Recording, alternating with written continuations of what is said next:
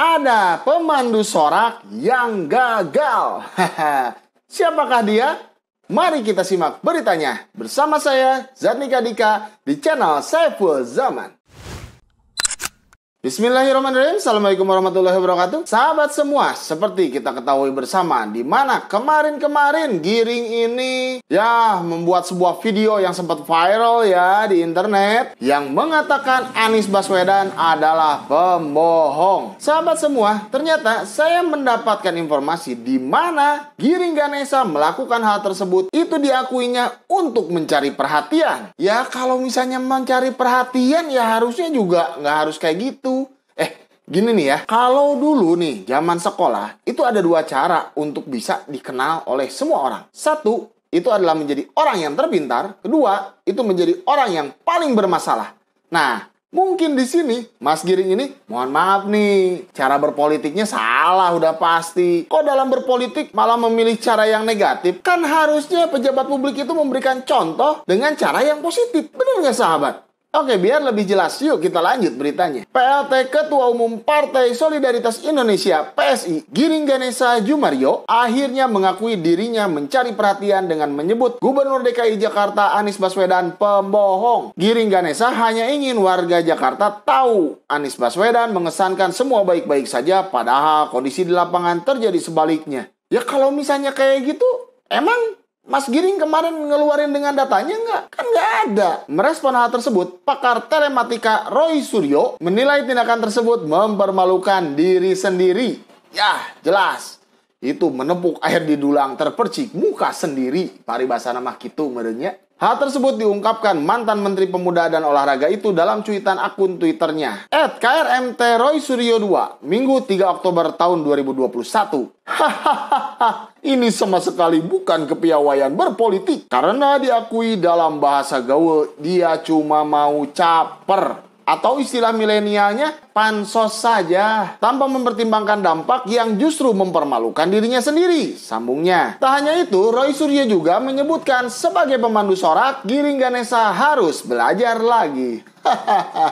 Iyalah, yang harusnya dia mencari atau menaikkan atau membumingkan namanya demi Pilpres nanti tahun 2024. Dia malah salah pilih jalan. Dia malah mencari perhatian masyarakat luas dengan membuat sebuah video viral yang jelas itu isinya malah menjadi berdampak negatif. Ya wajar kalau misalnya Roy Suryo sampai menyebut bahwa Giring Ganesa merupakan pemandu sorak yang gagal gitu. Ya jelas ya, cuitan dari Roy Suryo ini mendapat banyak respon dari para netizen. Namun sebagian besarnya lebih mendukung kepada Pak Roy Suryo ini. Ya sahabat, ini semua berawal dari ucapannya Mas Giring Ganesanya sendiri di dalam sebuah acara podcast Om Deddy Kobuser. Di situ, Giring berbicara seperti ini. Saya memang mencari perhatian. What's wrong?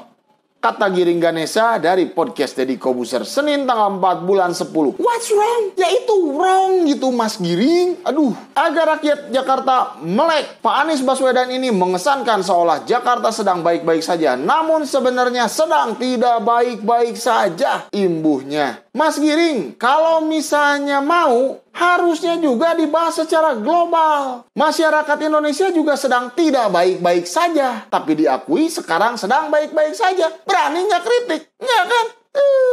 Ini cuma ke Pak Anies Baswedan saja kan berani kritiknya. Aduh. Ya udahlah ya. Jadi sekarang sahabat tahu semua siapakah seorang pemandu sorak yang gagal untuk bersorak-sorai. Dadah.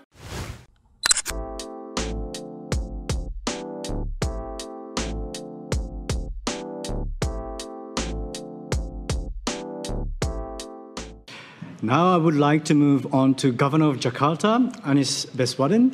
Good evening, Governor. Thank you for your patience. What will be your key actions? Please, the floor is yours.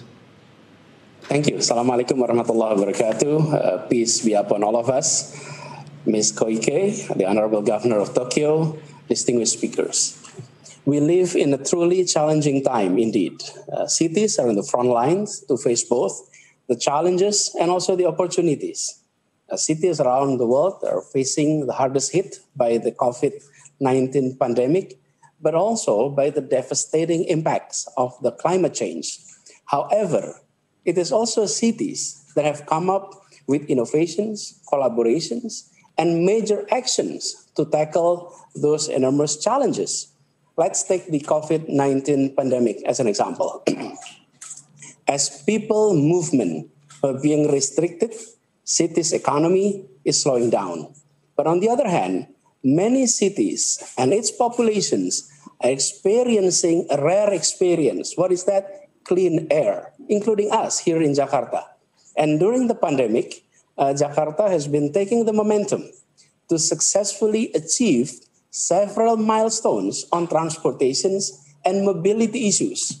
Among others, one, we are no longer considered as among the top 10 most congested cities in the world, according to the 2020 TomTom Traffic Index. In fact, we dropped down to as far as 31st positions. Two, as the number of cyclists in Jakarta has increased significantly. Even in some areas, it increases by 10-fold. We have been encouraging people to change their mindset, to change their perspective about cycling from a sport or leisures into transport. It's a simple transformations, but it changes the way we view cyclings. And we embrace these new trends by pushing our mobility programs even more during the pandemic. For example, one, integrating our various public transportation mode. And these integrations has tripled the number of daily ridership of public transportations within 3 years. And it is a big jump. And two, we're designating 96 kilometers of bike lanes supported by 52 bike sharing spots. And we're planning for around 500 kilometers of bike lanes. All of this effort have been done by collaborations involving NGOs, private sectors, universities, even individual citizens. They have been actively engaged, actively involved in the development of the city. So the way we look at this is they are co-creator of city development, while us in the city government act as collaborator.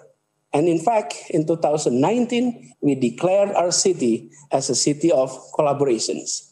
So judging from experience, we believe that the strong collaborations between cities across the globe are the way forward to tackle the world's daunting challenges such as climate change. And as the Vice Chair of the C40, I'm reinforcing our commitment and extending our invitations to further collaborate with all of you in our effort to achieve net zero emission target by 2050 and to reduce 50% of greenhouse gas emissions by 2030. And Jakarta, we have been learning from initiative coming from many global cities.